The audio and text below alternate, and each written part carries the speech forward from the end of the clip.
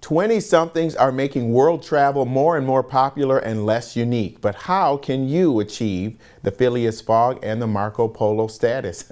The Wall Street Journal's middle seat columnist Scott McCartney joins us now from Dallas. Hi, Scott. Hi, Lee. How are you?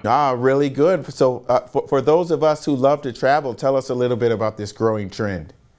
Well, you know, people who travel all the time, they've got the top elite status at airlines and hotels. They've got all kinds of fancy cards and perks in their wallet. But there are a few things that you really have to work hard to achieve. And one of them is circumnavigating the globe.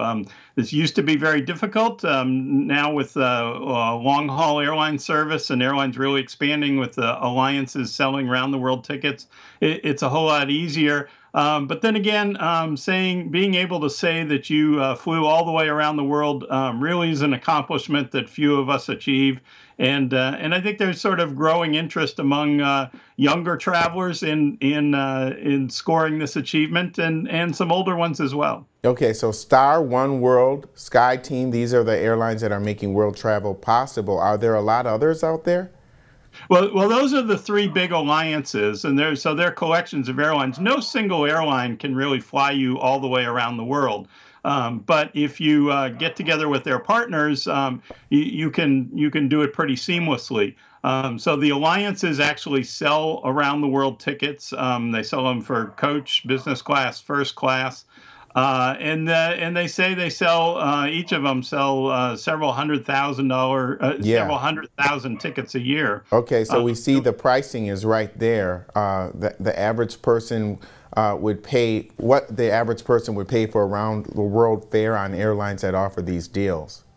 Yeah, the pricing, those are Star Alliance prices. They vary depending on how many continents you want to go to, how many miles you're going to fly, how many stops you're going to make. And it's interesting. The alliance, both One World and Star, say their most popular class is business class. Business class and first class outsell coach. If you're going to log all those airline miles, people who do it want to do it in comfort. Just do it in style, huh? But the notion of world travel is not necessarily a unique one. There are clubs dedicated to circumnavigating, aren't there? Yeah, there's a Circumnavigators Club. It was founded in 1902, back when circumnavigating the globe was really a unique, difficult achievement. Used to have very famous members, General Douglas MacArthur, Harry Houdini, and still some famous members in the club. They've had a bit of renewed interest. They do an interesting thing. I think they have a foundation that offers scholarships for 5 college students a year to travel around the world and report back on their travels to the club.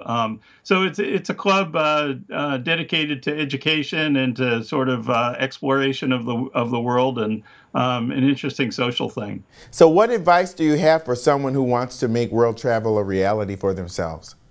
You know, I think particularly for business travelers, they're going so far afield these days that it can be pretty easy to do. Several business travelers I talk to find that adding a vacation destination onto the end of the business trip takes them most of the way around the world, and it's easier to come back, and then they've achieved it that way. I've talked to some business travelers who say, you know, it's faster if you always fly with the weather.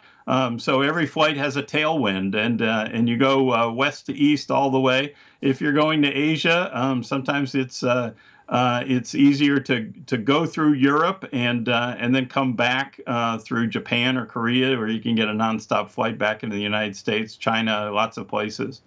All right, Scott, always good stuff. Thank you very much. Good to be with you.